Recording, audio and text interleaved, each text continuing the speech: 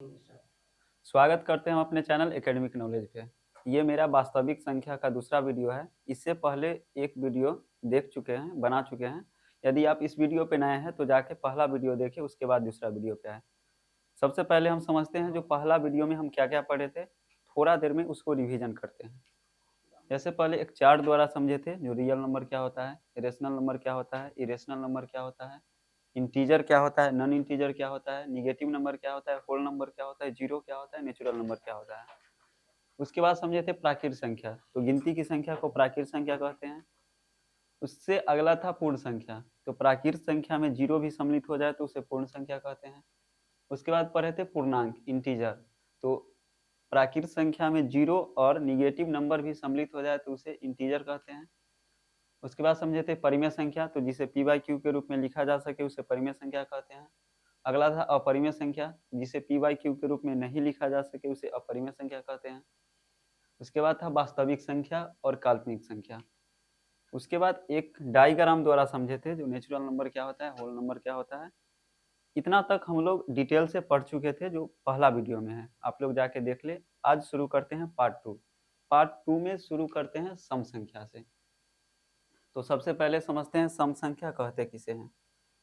तो वैसा संख्या जो दो से पूर्णतः विभाजित हो उसे सम संख्या कहते हैं। जैसे 2, 4, 6, 8, 10 ये सब दो से विभाजित है। दो आधार होता है, जैसे कोई भी संख्या है तो या तो दो से विभाजित होगा या दो से विभाजित नहीं होगा। तो जो दो से विभाजित होगा उसे सम संख्या कहते हैं, और दो से विभाजित नहीं होगा उसे विषम संख्या कहते हैं। जैसे अगला है विषम संख्या, वैसा संख्या जो दो से पूर्णतः विभाजित नहीं हो उसे विषम संख्या कहते हैं।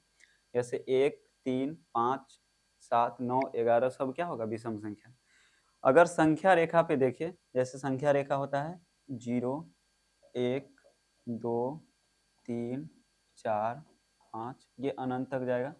तो एक सम संख्या होगा, एक विषम संख्या होगा। जैसे एक विषम संख्या है, दो सम संख्या है, तीन विषम संख्या है, चार सम संख्या है, पांच विषम संख्या है और 6 सम संख्या है। तो जो दो से पूर्णतः विभाजित हो उसे सम संख्या कहेंगे, तो दो से पूर्णतः विभाजित नहीं हो उसे विषम संख्या कहते हैं। अब आगे है अभाज्य संख्या, और ये इंपॉर्टेंट है क्योंकि अभाज्य संख्या से ही अभाज्य गुणनखंड सीखते हैं। तो अभाज्य संख्या किसे कहते हैं, वे संख्या जो स्वयं, यानी जो संख्या है वो स्वयं और एक के अलावा किसी अन्य संख्या से विभाजित नहीं होता है, वो अभाज्य संख्या कहलाता है।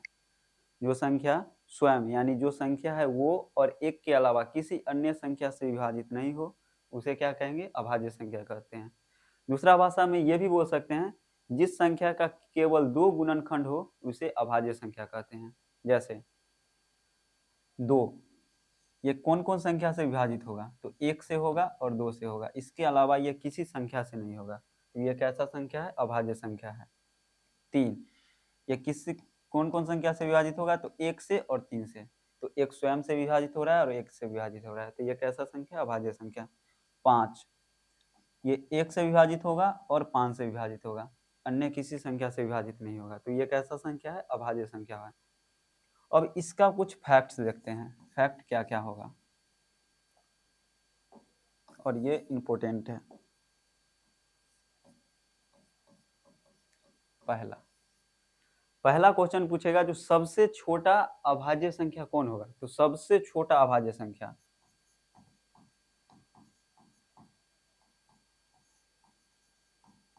सबसे छोटा अभाज्य संख्या 2 है, इससे छोटा अभाज्य संख्या कोई नहीं है।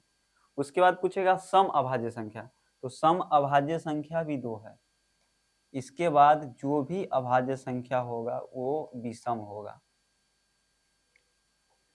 सम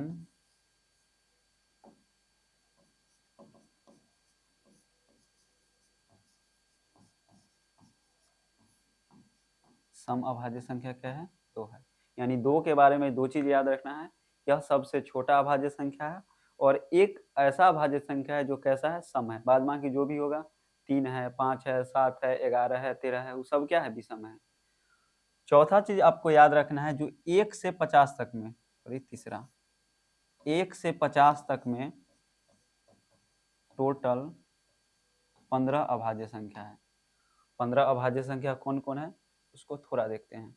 जैसे 2, 3, 5, 7, 11, 13, 17, 19, 23, 29, 31,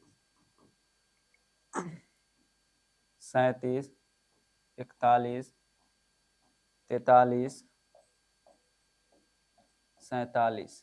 अब इसको गिनते हैं 1, 2, 3, 4, 5, 6, 7, 8, 9, 10, 11, 12, 13, 14, 15 यानी 1 से 50 तक का टोटल ही कौन सा संख्या है? अभाज्य संख्या है।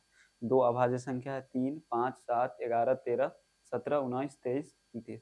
इसको आपको ध्यान रखना है क्योंकि अभाज्य गुणनखंड में अभाज्य संख्या से ही विभाजित किया जाता है, इसलिए ध्यान रहे जो कौन कौन अभाज्य संख्या है। चौथा आपको खुद निकालना है जो 1 से 51 से 100 तक में टोटल 10 अभाज्य संख्या है, वो कौन कौन होगा आप निकाल के देख सकते हैं। जिसके पास केवल 2 फैक्टर हो, 2 गुणनखंड हो, वो अभाज्य संख्या है। तो इसमें क्या क्या याद रखें? पहला, अभाज्य संख्या किसे कहते हैं? तो जो स्वयं और एक के अलावा किसी अन्य से विभाजित नहीं हो उसको अभाज्य संख्या कहते हैं। दूसरा भाषा में ये भी बोल सकते हैं जिसका केवल 2 गुणनखंड हो उसे अभाज्य संख्या कहते हैं। सबसे छोटा अभाज्य संख्या कौन होगा? 2। सम अभाज्य संख्या कौन होगा? 2। 1 से 50 तक में टोटल कितना अभाज्य संख्या है? 15। 51 से 100 तक में टोटल कितना है? 10। अगर एक क्वेश्चन पूछिए 1 से 100 तक में कितना है, तो 15 ये और 10 ये, टोटल कितना होगा? 25। अब अगला देखते हैं भाज्य संख्या। भाज्य संख्या क्या होगा? तो वह संख्या जो एक के अतिरिक्त, एक और स्वयं के अतिरिक्त किसी अन्य संख्या से भी पूर्णतः विभाजित हो उसे क्या कहेंगे? भाज्य संख्या कहेंगे। जो सिर्फ 2 यानी एक और स्वयं के अलावा किसी अन्य से विभाजित नहीं हो उसे अभाज्य संख्या कहेंगे। और जो एक और स्वयं के अलावा किसी अन्य संख्या से भी विभाजित हो उसे क्या कहेंगे? भाज्य संख्या। जैसे समझते हैं 4, तो 4 कौन कौन संख्या से विभाजित है? 1 से भी, 2 से भी और 4 से भी। तो एक और स्वयं के अलावा 2 से विभाजित है ना, तो ये कैसा संख्या है? भाज्य संख्या है। दूसरा भाषा में ये भी बोल सकते हैं जो जिस संख्या का 2 से ज्यादा गुणनखंड हो उसे क्या कहेंगे? भाज्य संख्या कहेंगे। जैसे इसके पास क्या गुणनखंड हो गए? 1, 2, 3, तो ये कैसा संख्या है? भाज्य संख्या है। 4 है, 6 है, 8 है, 9 है, 11 है, 11 नहीं 10 है, 12 है, 14 है, 15 है, सब कौन सा संख्या है? भाज्य संख्या है। इसमें आपको एक चीज ध्यान रखना है, जो 4 सबसे छोटा भाज्य संख्या है।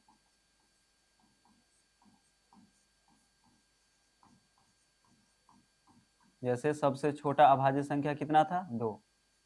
वैसे ही सबसे छोटा भाज्य संख्या कौन होगा? तो 4। ठीक है,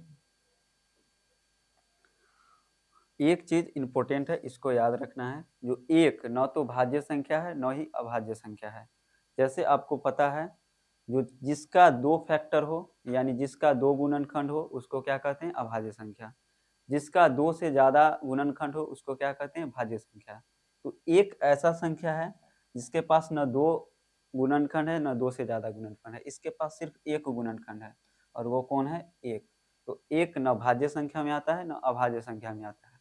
क्वेश्चन पूछेगा जो एक क्या है? भाज्य संख्या है, अभाज्य संख्या है, न भाज्य संख्या है न अभाज्य संख्या है, या फिर इनमें से कोई नहीं। आंसर क्या होगा? यह न तो अभाज्य संख्या है और न ही भाज्य संख्या है।